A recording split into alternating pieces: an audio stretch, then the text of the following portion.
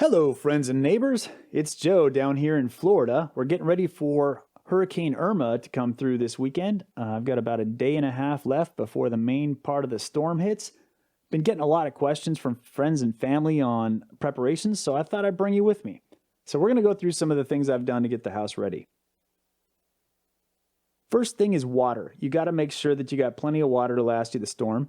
As you can see, I'm all set to go. But in the event that that doesn't quite cut it, I've also got about 19 gallons stored up using my carboys and my brewing equipment. A lot of people are fighting each other in the stores trying to get the last bottle of bottled water, but I've got it all tanked up. I've also got my non-potable in the tubs, and so I've got more than enough water to last me a few days. I don't think it's going to be that bad, but can't hurt to be prepared. So on top of that, I've also taken my ice from my ice maker over the last day or two, and I've started to bag it up into plastic bags. And what that's going to do for me is this is clean, usable ice if I want to drink it or something, but it also can keep my food cold if the power goes out. Now, on top of what's in the fridge, I've also got all of my non-perishable canned and bottled food items here in the pantry. I've got enough pasta and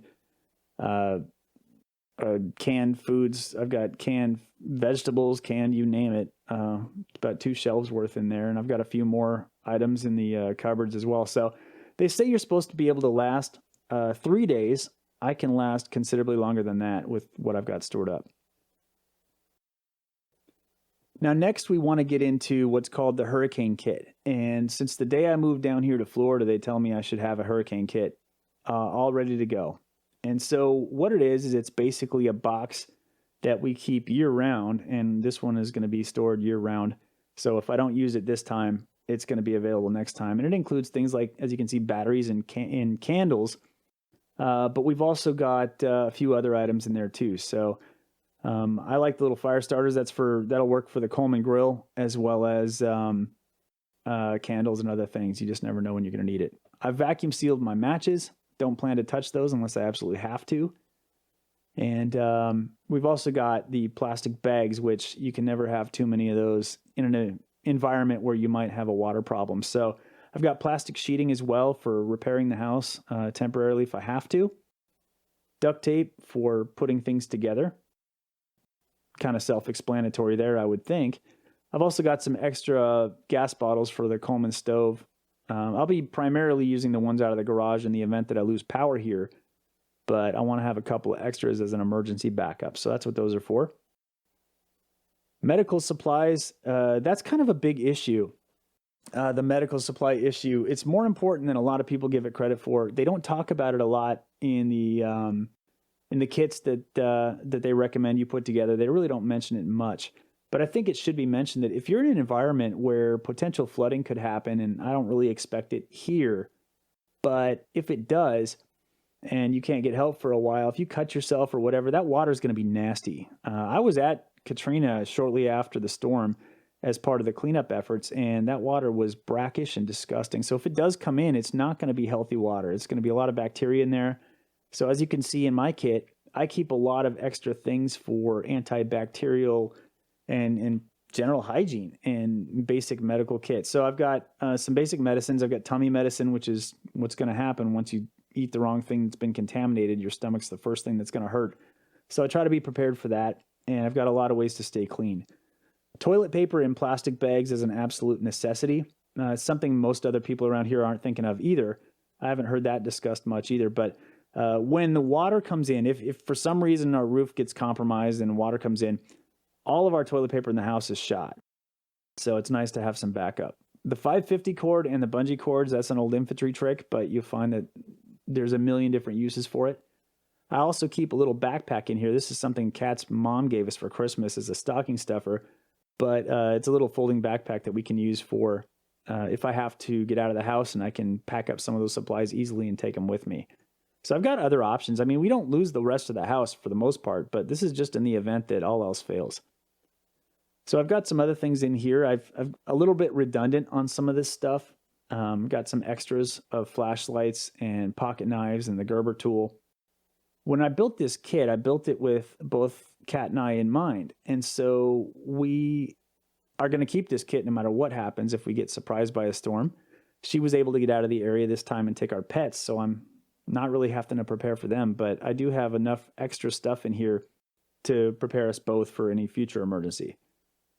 These PT belts, as they call these, stolen from the Army, have been a great part of this kit. If you need to signal for some reason, they're a great way to be seen from a long ways off. This here is a battery pack for my cell phone. It's already charged up. And basically what it does is it allows me to recharge my cell phone about 7 times over. So if I lose power, I've still got a couple of days worth of energy in my phone to communicate with. Don't expect much on Facebook, though, if that happens. I'm going to be saving that for some more pressing issues. And then I also marked my box with a couple of PT belts as well. And the reason why is because our house is full of crap and storage and other things in similar boxes. And I want to make sure that there's no question about what's in this box, that, you know, if I have to go in and find it in the dark, I'll be able to see it. So I have that on there. I've also got a little emergency radio. This little guy was given to me by the National Guard as one of their safety officers' little initiatives. And I carried it around for years in my office drawer and never used it. Almost threw it away this year, but decided I'd hang on to it and put that in my kit as well. And it's hand crank, which allows me to power up the radio without any batteries. So if all else fails, I can hear what's going on with the emergency broadcasts. It's got a little flashlight on it as well, which is pretty handy. But something to remember is that most of our equipment in our house now we use is digital. It's my radio. You know, I listen to Pandora on the computer. I don't really listen to a radio anymore. Don't have one anymore. So things like that are critical. Now, this is where I store my hurricane kit in the back of my closet, but I keep it on a middle shelf so it's not down where the low level flooding would be, and the PT belts work great in the dark. Now, we've got on to important documents, and these are my Willie Nelson tickets, the most important documents that I have. Kat and I are going next month, hopefully. The Orlando's still standing. So I'm going to secure those up. I want to make sure that nothing happens to them either before or after the storm. So by putting them in the manila envelope and sealing the envelope, it is completely secure from anybody trying to steal them. They're safe in the packet. Nobody can get in there and get them. But just in case, I want to make sure that nobody even tries. So I'm going to camouflage my packet and make sure that if a looter were to get into my house after the storm and come across this, they'll know that it's not important. Now, storing important documents during a storm is also important. And so when I'm preparing my house for the storm, I'm going to take my Willie tickets and I'm going to find a nice place that nobody would ever think to look if some looter gets into my house after the storm and comes across that packet. So I spent a little bit of time, as you can see, working in my closet, looking for just the right place to put them. And it finally hit me. Where to put these. And so I'm going to give this a try this storm. I don't know if it's the best option for these or not, but in my case, I'm going to give this a try. And I guess I will let you know after the storm if everything's okay, but I decided to hide it in the safe where nobody will think to look. So actually this safe was, I inherited this safe in my house when we bought it. The lady that owned this house before was actually quite safety conscious, as you can see. So she's made my job easy. All the features that this house has made my job very easy for securing it in a storm. Speaking of security, after the storm, I saw this a lot in Katrina, is that there were a lot of looters. There were a lot of people that they know that most of the houses are empty and they're going to come through and they're going to try to steal and loot. So I want to make sure I'm armed in here and that nobody can attack me while I'm sleeping or whether I'm going to be sticking it out. So I found myself a good weapon. The best weapon I could find in the house to defend myself in the event that somebody breaks into my house while I'm here and decides to challenge me here. So as you can see, I've got a great weapon. I just needed to find a place to hide it. So I'm going to hide it right under here, underneath all these other weapons. And it's there and ready to go in case I get attacked. Now, on top of that, I also have a few other plans. This is another little trick I picked up in the Army. This is a little Stick'em alarm system. And what's great about this thing is that it comes with a self-contained battery. I think I paid $10 for this at Home Depot like 5 years ago. And it's just a little proximity alarm. You can stick it to a door and then the little sensor on the door frame or vice versa. And when they separate, a very loud, piercing alarm goes off. So if I'm sleeping in this house and all the power's out and, we're a couple days after the storm and somebody decides they want to come in after my stuff, I'd like to be, rather than sleeping in a paranoid, wondering at every little sound in the house, I'd like to sleep a little more comfortably by sticking a few of these around. That one there is motion sensitive, which I like the idea of putting that kind of in the hallway outside of my door. So if something does get past the main entrances, anything crossing through my living room is going to set this thing off, and at least give me a chance to identify that somebody's there. If the ones on the exterior doors is great, because if it does go off, odds are that person's going to run away and I won't have a situation. So got a couple of those. That'll help. Now that we've got the inside of the house all secure, it's time to turn to the outside. And I've already closed most of the shutters on this house. My house was equipped with these shutters, and the way this window looks now is pretty much like what it looks like all the time. And in order to equip the shutters, these are steel shutters. They're on steel rails all bolted into the concrete of my house. The pins just go into the center slot there, and they collapse from the sides, and they also lock. So I can secure the entire house. It takes me maybe 10, 15 minutes to do the entire house all the way around. And now I've got steel shutters over all of my windows, and it takes the place of having to use plywood boards or really labor-intensive other options of securing things over your windows to protect from wind damage and mostly from flying debris. It's if the storm throws items through the air, that's what breaks windows more than just the wind. So I'm pretty well set there. I've got the entire house done that way. And having done that, as you can see, we've got the rain has already begun. Hurricane Irma is working her way up the coast right now. She's expected to be here in about a day and a half, probably the middle of the night on Sunday. About 2 a.m. Sunday is when it's going to be the worst. So as the sun's kind of going down on Saturday, and the winds are supposed to be picking up today as well, I want to make sure that my house is secure before I kind of go inside and start to hunker down for the storm.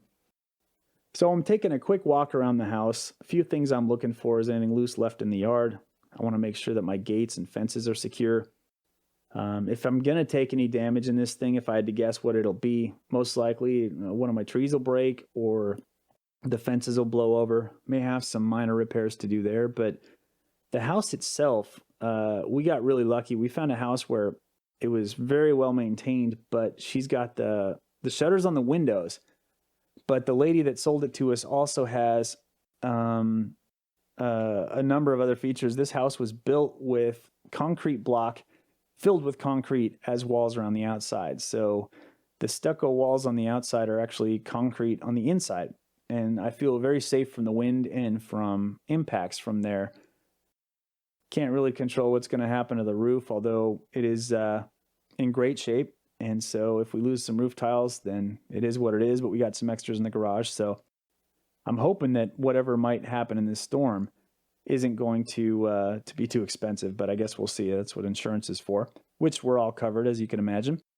Looking around the neighborhood today was interesting because there's nobody out. This is a Saturday. Usually there's cars and people and kids.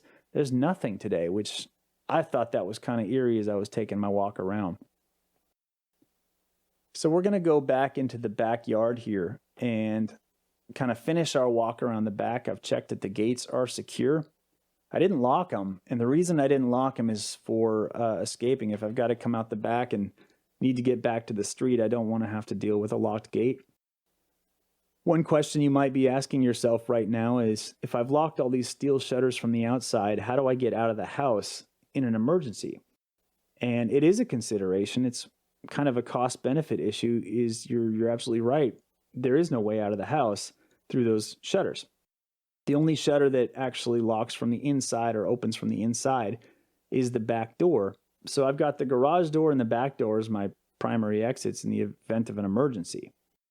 So it's something to keep in mind. These aren't things that I'm going to keep locked except during the storm.